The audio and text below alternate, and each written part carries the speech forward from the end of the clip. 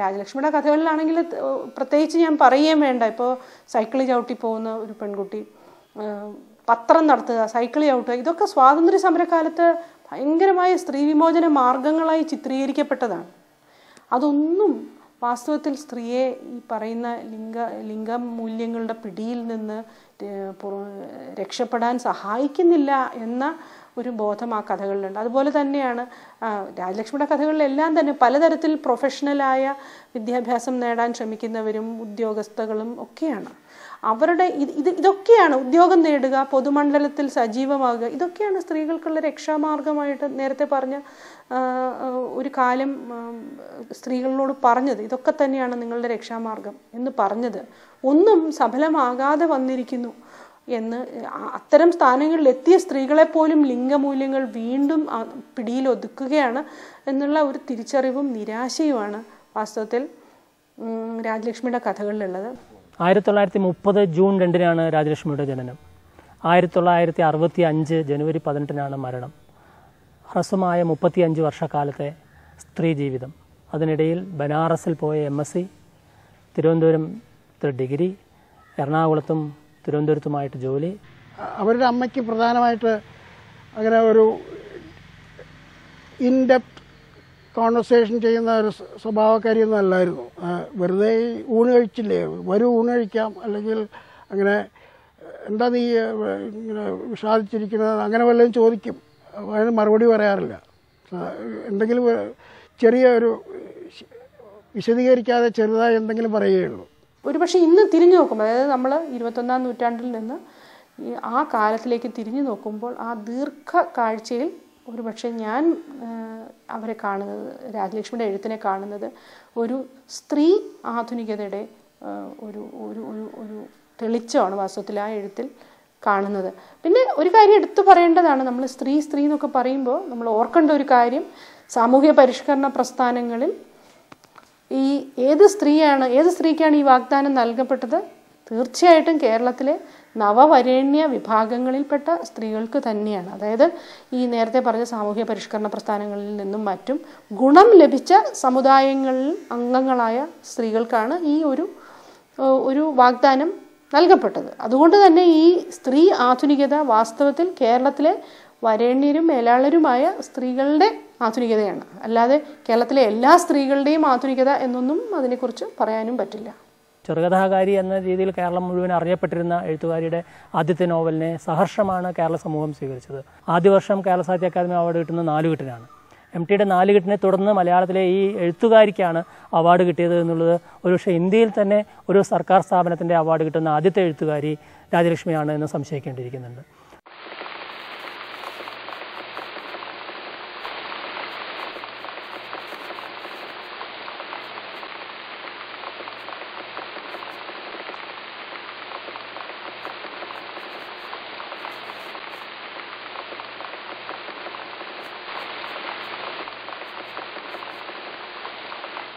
നാലാം ക്ലാസ് വരെ പഠിച്ചിട്ടുള്ളൂ അമ്മ.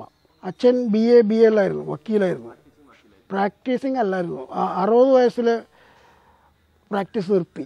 സരസ്വതിയമ്മയുടെ കഥകളിലൊക്കെ ഈ പറഞ്ഞ പോലെ അവർ റെബലാണ്, അവർ തുറന്ന വിപ്ലവത്തിന് പുറപ്പെടുന്നു. പക്ഷേ രാജലക്ഷ്മി എല്ലാം ഉള്ളിൽ ഒതുക്കുന്നു, നിശബ്ദയായി സഹിക്കുന്നു എന്ന് പലരും പറഞ്ഞു കേട്ടിട്ടുണ്ട്. വാസ്തവത്തിൽ അതൊട്ടും ശരിയല്ല. അത് ഈ നേരത്തെ പറഞ്ഞ പോലെ വളരെ ഉപരിപ്ലവമായ ഒരു വായനയിൽ നിന്ന് മാത്രം ഉണ്ടാകുന്ന ഒരു തോന്നലാണ്. എന്നുവെച്ചാൽ വാസ്തവത്തിൽ ഇവരെ നമ്മൾ ചെയ്യേണ്ട ഒരു കാര്യം, എൻ്റെ അഭിപ്രായത്തിൽ ചെയ്യേണ്ടത് ഇവരെ ഇവരുടെ കാലങ്ങളിൽ നിർത്തി വായിക്കുക എന്നുള്ളതാണ്. ഇവരുടെ കാലം എന്തായിരുന്നു ഒരു തിരിച്ചറിവോടുകൂടി ഇവരുടെ എഴുത്ത് വായിക്കേണ്ട ഒരാവശ്യമുണ്ടെന്നാണ് എനിക്ക് തോന്നുന്നത്. തുടർന്ന് 5 വർഷത്തെ മൗനത്തിന് ശേഷമാണ് ഞാനെന്ന ഭാവം എന്ന നോവൽ എഴുതുന്നത്. 2.5 നോവലും 10-12 ചെറുകഥകളും 1-2 ഭാവഗീതങ്ങളും മാത്രം എഴുതിയ ഈ എഴുത്തുകാരി കഴിഞ്ഞ 5 ദശകങ്ങളായി മലയാളത്തിലെ എഴുത്തുകാരെ തീർച്ചയായിട്ടും പ്രലോഭിപ്പിച്ചുകൊണ്ട് തന്നെ ഇരിക്കുന്നു. അവരുടെ കഥയിലെ ശൈലിയും കഥാതന്ത്രങ്ങളും ഇന്നും വളരെ ആകർഷകങ്ങളാണ്. 1956-57 കാലം ഞാനന്ന് പ്രീ യൂണിവേഴ്സിറ്റിക്ക് പഠിക്കാനായിട്ട് തിരുവനന്തപുരത്ത് NSS വിമൻസ് കോളേജിലേക്ക്, പെരുന്താന്നി NSS വനിതാ കോളേജിലേക്ക് വരുന്നു. ഹോസ്റ്റലിൻ്റെ വരാന്തയിലെ തൂണും ചാരി ഞാൻ ഒറ്റയ്ക്ക് അങ്ങനെ വിഷമിച്ച് നിൽക്കുമായിരുന്നു. ഹോസ്റ്റലിൻ്റെ വരാന്തയിൽ നിൽക്കുമ്പോൾ വെളുത്ത് മെലിഞ്ഞ് പൊക്കം കൂടി വലത്തോട്ട് സാരി ഉടുത്ത ഒരു സ്ത്രീ എൻ്റെ അടുത്ത് വന്ന് ചോദിച്ചു, എന്താ കുട്ടി ഇവിടെ തനിയെ നിൽക്കുന്നത്? ആദ്യമായി വന്നതാണോ ഹോസ്റ്റലിൽ? ഞാൻ പറഞ്ഞു അതെ. അപ്പോൾ ആ സ്ത്രീ അകത്തേക്ക് നോക്കി വിളിച്ചു, ചന്ദ്രികയെ വന്ന് ഈ കുട്ടിയെ അകത്തേക്ക് കൊണ്ടുപോകൂ, മുകളിലത്തെ മുറിയിലുള്ള ആ സൈഡ് റൂം കാണിച്ചു കൊടുക്കൂ, എന്നിട്ട് ക്യാൻറ്റീനിൽ കൊണ്ടുപോയി കാപ്പി വാങ്ങിച്ചു കൊടുക്കൂ. എന്നിട്ട് അവർ നടന്നുപോയി. അപ്പോൾ ഞാൻ ചോദിച്ചു, ചന്ദ്രികയെ ആ സ്ത്രീ ആരാണ്? അപ്പോൾ ചന്ദ്രിക പറഞ്ഞു, അറിഞ്ഞൂടെ, ഇതാണ് എഴുത്തുകാരി രാജലക്ഷ്മി. അങ്ങനെയാണ് ഞാൻ രാജലക്ഷ്മി എന്ന സ്ത്രീയെ അല്ലെങ്കിൽ എഴുത്തുകാരിയെ, എൻ്റെ ടീച്ചറിനെ ആദ്യമായി കാണുന്നത്.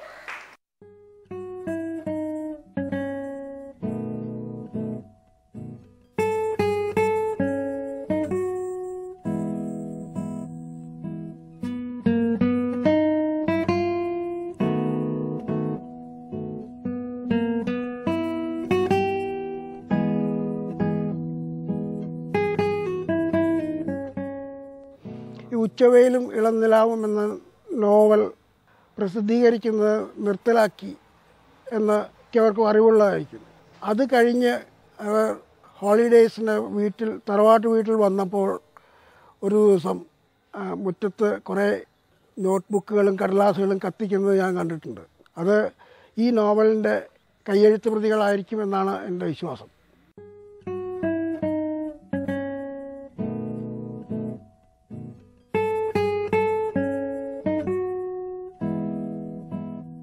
ചെറുപ്പം മുതലേ എനിക്ക് എഴുത്തുകാരോടും എഴുത്തിനോടും വലിയൊരു താല്പര്യമായിരുന്നു. ഞാനൊരു എഴുത്തുകാരിയുടെ മകളായതുകൊണ്ടാവാം എനിക്ക് ഒരുപാട് എഴുത്തുകാരെ പരിചയം ഉണ്ടായിരുന്നു. അക്കൂട്ടത്തിൽ രാജലക്ഷ്മിയും കൂടി എൻ്റെ സൗഹൃദം എന്ന് ഞാൻ പറഞ്ഞുകൂടാ, എൻ്റെ ആരാധ്യ സ്ത്രീയായി വന്നത് എനിക്ക് വളരെ സന്തോഷം തരുന്ന കാര്യമായിരുന്നു. ടീച്ചറിന് വലിയ പ്രസിദ്ധിയൊന്നും ഇഷ്ടമായിരുന്നില്ല.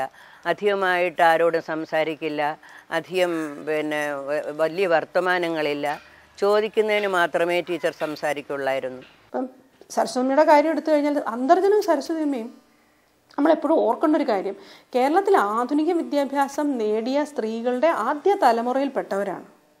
അപ്പോൾ അതിൻ്റെ തന്നെ ഒരു പുതിയ രംഗം, ഈ ആധുനിക പൊതുരംഗം, ആധുനിക രാഷ്ട്രീയ രംഗം, ആധുനിക സാംസ്കാരിക രംഗം, ഇതെല്ലാം സ്ത്രീകൾക്ക് തുറന്ന് കിട്ടുന്ന അല്ലെങ്കിൽ തുറന്ന് വാങ്ങുന്നത്, എല്ലാം തുറന്ന് കിട്ടിയതല്ല പെട്ടെന്ന്, പക്ഷെ തുറക്കാനുള്ള ഒരു ആവേശവും അതിലൂടെ സ്ത്രീകൾക്ക് പലതും പറയാനൊക്കും ചെയ്യാനൊക്കും എന്നൊക്കെയുള്ള പ്രത്യാശയും അവരുടെ എഴുത്തിൽ വ്യക്തമായിട്ടുമുണ്ട്. ഇപ്പോൾ സരസ്വതി അമ്മയുടെ പിൽക്കാല കഥകളിൽ വാസ്തവത്തിൽ ഈ നിരാശ പതുക്കെ തിങ്ങി വരുന്നതായിട്ട് നമ്മൾ കാണുന്നുണ്ടെങ്കിൽ പോലും ആദ്യകാല കഥകളിൽ ഭയങ്കരമായ പ്രത്യാശയുണ്ട്. അതായത് ഈ പൊതുരംഗം എന്ന് പറഞ്ഞാൽ സ്ത്രീക്കും പുരുഷനും ലിംഗഭേദത്തെക്കുറിച്ച് ചിന്തിക്കാതെ വന്നു നിന്ന് സ്വന്തം കാര്യം, സ്വന്തം അഭിപ്രായം വെളിപ്പെടുത്താൻ പറ്റിയ ഒരിടമാണ് എന്നുള്ള വിശ്വാസവും പ്രത്യാശയും ആ ഒരു ഇടത്തെ വേണ്ട വിധം പ്രയോജനപ്പെടുത്തണം എന്നുള്ള ഒരു തോന്നലും ആത്മവിശ്വാസവും ഒക്കെ സരസ്വതിയമ്മയുടെ എഴുത്തിലുണ്ട്.